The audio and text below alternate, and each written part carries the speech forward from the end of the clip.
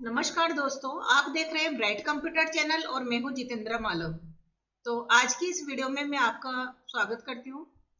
आज हम आपके लिए एक नई सीरीज स्टार्ट कर रहे हैं जो कि एमएस एक्सेल सॉफ्टवेयर पर आधारित है।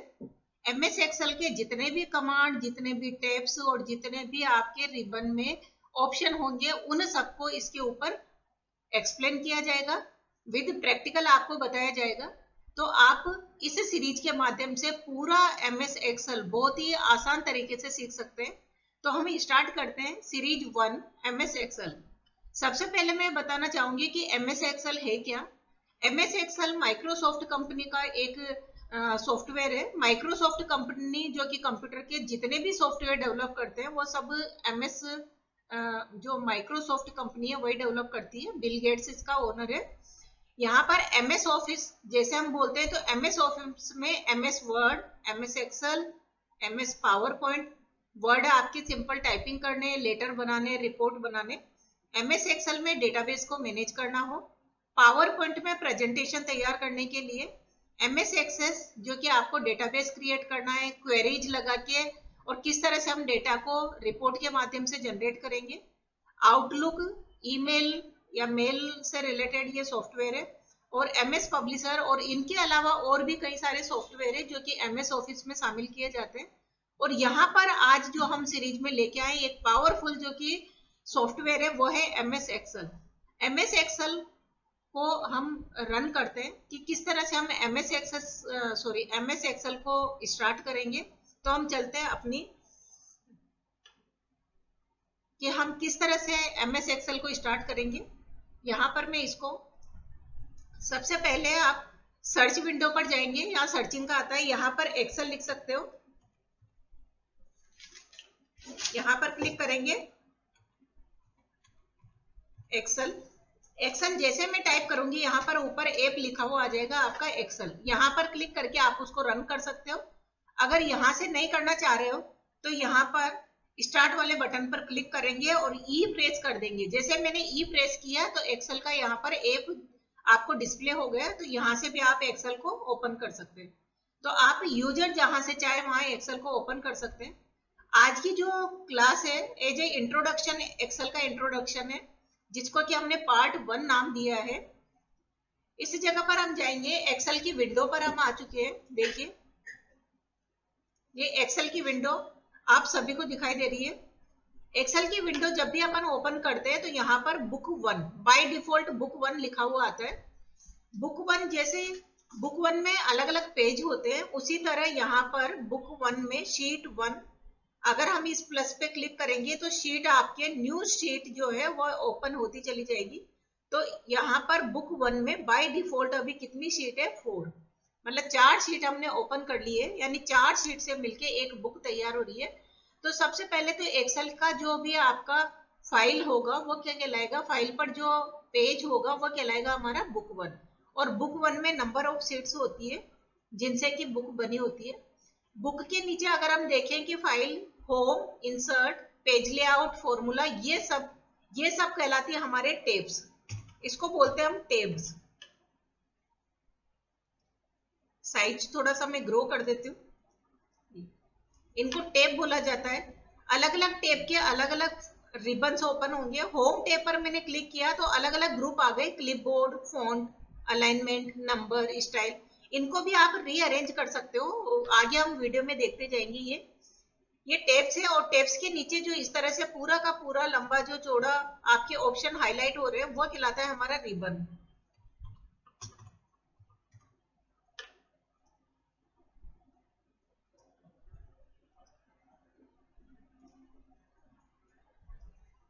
हर एक टैब के नीचे रिबन रहेगा और उस रिबन में अलग अलग ग्रुप्स रहेंगे। होम टैब में जैसे है क्लिपबोर्ड है, फॉन्ट है, अलाइनमेंट है, नंबर है। ऐसे इंसर्ट पर अगर हम क्लिक करते हैं तो टेबल्स, इलस्ट्रेशन, एडिंस, चार्ट, अलग अलग हमें ग्रुप मिलेंगे जिनमें कि अलग अलग कमांड मिलेंगे। उसी के नीचे यहाँ पर एक नेम बॉक्स होता है, रिबन के नीचे नेम बॉक्स होता है। और नेम बॉक्स क्या करता है, सेल के नेम यानी एड्रेस को शो करता है। यहाँ पर जो भी आपका सेल एक्टिव सेल रहेगा, मैं अभी बताऊंगी आपको कि एक्टिव सेल है क्या। उसी के आगे यहाँ पर फॉर्मूला बार होता है लंबा चौड़ा। फॉर्मूला बार, जैसे ही हम सेल में कुछ डेटा एंटर करते हैं तो फॉर्मूला बार पर डिस्प्ले होता है। यहाँ पर हमें एक्सेल की विंडो दिखाई दे रही है जहां पर ए बी सी डी, तो ए बी सी जो होते हैं आपके ए बी सी इस तरह से जो रिप्रेजेंट होते हैं उनको बोला जाता है कॉलम। कॉलम्स को किन से शो किया जाता है? एबीसी, जो अल्फाबेट्स होते हैं वो कॉलम्स कहलाते हैं। जबकि यहाँ पर 1, 2, 3 जो आपको इस साइड पे दिखाई दे रहा है, ये देखिए हॉरिजॉन्टली जो आपको दिखाई दे रहे हैं, ये है हमारी रोज। एबीसी कॉलम्स को डिनोट करता है और 1, 2, 3 किसको डिनोट करता है? हमें रोज को।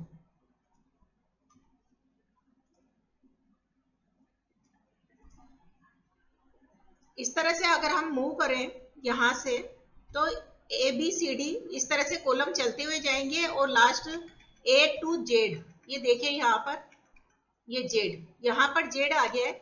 ए से जेड तक 26 कॉलम्स है। उसके बाद ए वाला जो है वो कांस्टेंट हो जाएगा, ए बी ए सी। आप देख पा रहे होंगे यहाँ पर देखिए ए कांस्टेंट हो गया, ए बी सी डी वापस से ऐसे स्टार्ट हो गया, वही ए से जेड तक रहेगा। ए कांस्टेंट हो जाएगा, जेड तक चलेगा, ये देखिए ए जेड।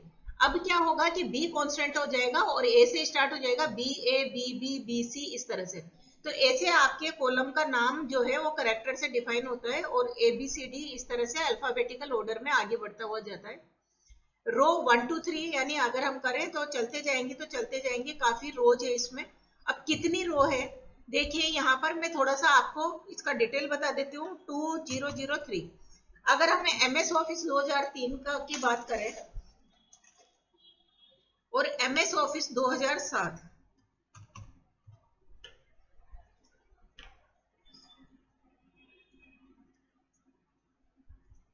यहां पर मैं लिख देती हूँ रोज और यहां पर लिख देती हूँ मैं कॉलम्स।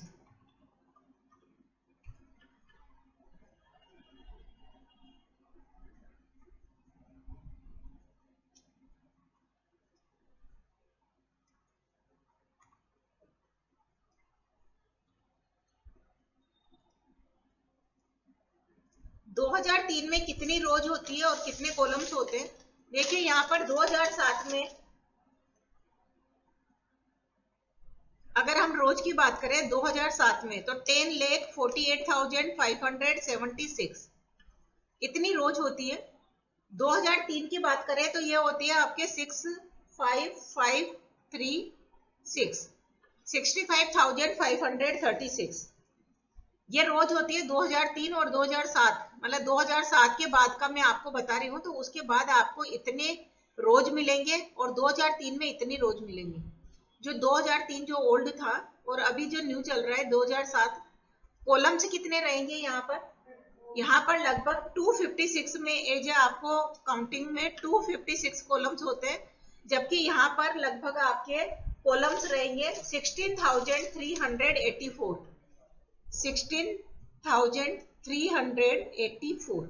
और ये कहां से कहां तक होता है एक बार मैं आपको प्रैक्टिकल के थ्रू मैं बता भी दूंगी। A to X F D, X F D का मतलब जैसे मैंने आपको बताया था ए टू जेड रहेगा, फिर ए कांस्टेंट हो जाएगा। तो इस तरह से लास्ट जो कांस्टेंट हुआ है वो एक्स एफ तक कांस्टेंट हो गया और डी।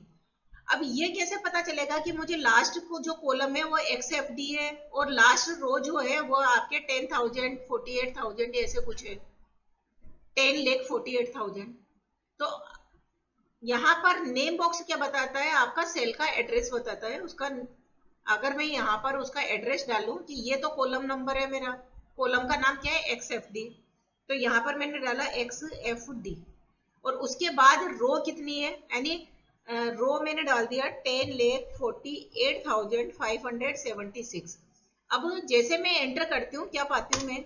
देखिए जैसे मैंने एंटर किया बिल्कुल लास्ट रो है, इसके बाद देखिए रो नंबर नहीं है और इसके बाद अगर हम इधर चले तो भी कॉलम नंबर नहीं है, बिल्कुल लास्ट है। देखिए टेप से हम अप, लेकिन डाउन अगर हम जा रहे हैं तो नहीं है और राइट साइड पर मूव करना चाह रहे हैं तो नहीं है, लेफ्ट पे वापस आ रहा है। तो ये लास्ट है जहां पर एक्स एफ डी तो कॉलम नंबर है और यहाँ पर देखिए 10,48,576 रोज है। तो इतना लंबा चौड़ा सीट है कि अगर हम इसको बहुत लंबे टाइम तक काम करें तब भी ये डेटा मतलब ये सीट फिल नहीं हो सकती। अभी इस तरह से वापस हमें उसी A1 सेल पर जाना है, तो ऐसे तो काफी टाइम लग जाएगा। तो डायरेक्ट हम क्या करेंगे, नेम बॉक्स के अंदर A1 टाइप कर देंगे और एंटर जैसे मैं प्रेस करूंगी, यहाँ पर मैं स्टार्टिंग पे चली जाऊंगी, starting of the sheet, sheet के स्टार्टिंग पोजीशन पर चली जाऊंगी मैं। अभी यहाँ पर मैंने आपको रो कॉलम तो बता दिया और नेम भी बता दिया कि इस तरह से यहाँ पर आपको सेल का नेम डिस्प्ले होता है। तो एक्सेल की जो विंडो है वो वर्टिकल और हॉरिजेंटली डिवाइडेड है। वर्टिकल मैंने बताया ABCD में कॉलम्स है, और ये जो आपके 1 2 3 है वो क्या है, हमारे रोज है। ये यहाँ पर भी मैंने डिनोट कर रखा है कि रो है। रो और कॉलम जो है हमारे, कॉलम्स वर्टिकली मूव करता है और हॉरिजेंटली देखें तो वो है हमारे रो। अब यहाँ पर सेल है क्या, सेल सबसे मेन पार्ट होता है। सेल ही एक ऐसा इंस्टेंस है जहां पर कि हम वैल्यू को इनपुट कर सकते हैं। ये है सेल। देखिए मैंने यहाँ पर क्लिक किया, इसको थोड़ा सा मैं जूम कर देती हूँ।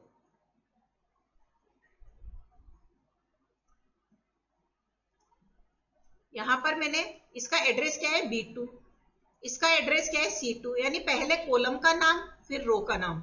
तो नेम बॉक्स में डिस्प्ले हो जाएगा जो एक्टिव सेल होगी। देखिए सेल तो सभी है, सेल बना हुआ ही है, ये सब सेल्स है अलग अलग जो कि रो और कॉलम के क्रॉस सेक्शन से बनी हुई है। ये मैंने ये एक सेल बना दिया, यहाँ पर इसका कलर चेंज कर दिया मैंने। ये तो ये भी सेल ही है, ये भी सेल है।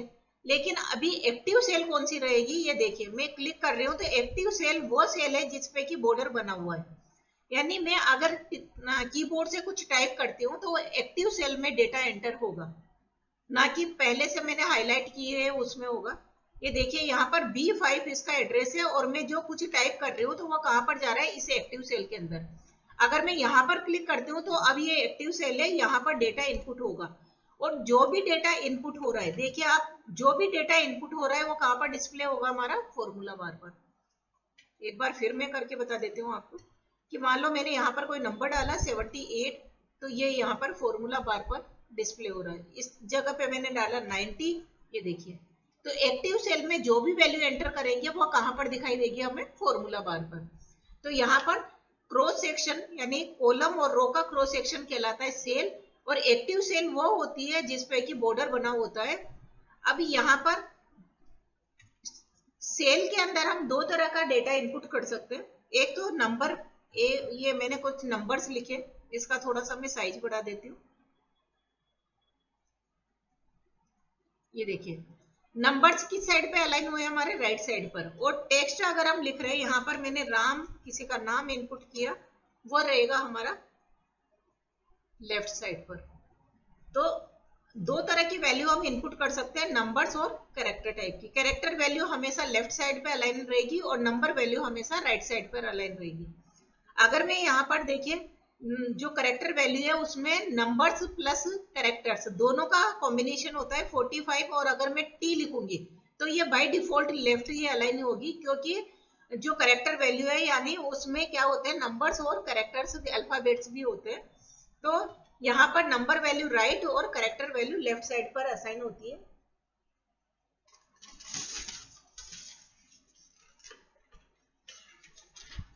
इस तरह से मैंने आपको इस विंडो के बारे में बताया। एक्टिव सेल कौन सी है ये भी मैंने बताया।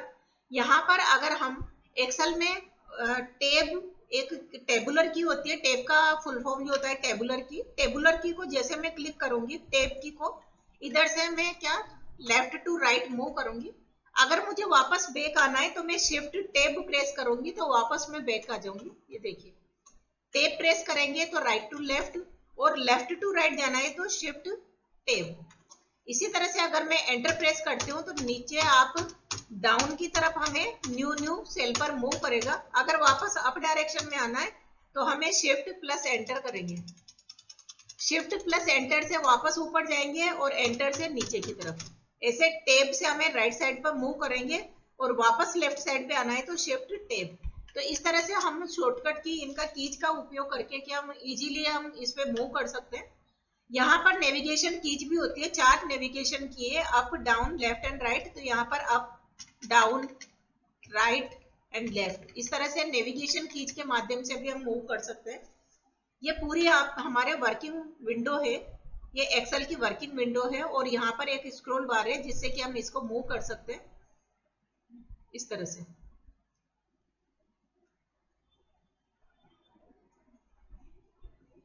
सबसे ऊपर जो आपके लेफ्ट कॉर्नर है वहां पर क्विक एक्सेस टूल बार होती है। क्विक एक्सेस टूल बार में बाय डिफॉल्ट 3 कमांड होते हैं, सेव, अनडू, रीडू। कि अगर हमें फ्रिक्वेंटली सेव करना है तो फाइल पर जाकर और हमें क्लिक ना करना पड़े, हम डायरेक्टली यहाँ पर क्लिक करें और फाइल को सेव कर सकते हैं। और राइट लेफ्ट कॉर्नर पर एक क्लोज का बटन है। उसके बाद यहाँ पर एक बटन है रीस्टोर डाउन। जैसे मैं इस पे क्लिक करती हूँ तो रीस्टोर साइज में आ जाता है। एक बार वापस से क्लिक करूंगी तो ये पूरा स्प्रेड होके और पूरा स्क्रीन पे फैल जाएगा मैक्सिमाइज फॉर्म में। मिनिमाइज फॉर्म, यहाँ पर मिनिमाइज करूंगी तो ये टास्क बार पर आ जाएगा नीचे। इसको वापस से हम फुल स्क्रीन पर ले लेंगे और उसी के पास एक एरो बटन है, ये देखिए।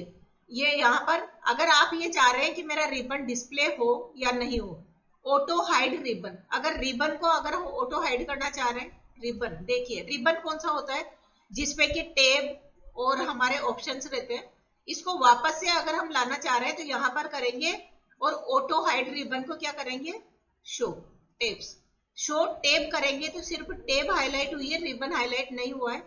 रिबन को भी हाईलाइट करना चाह रहे हैं तो हम नीचे शो टेब्स एंड कमांड्स, जब मैं यहाँ पर करती हूँ तो यहाँ पर टेब्स प्लस रिबन दोनों हाईलाइट हो जाते हैं।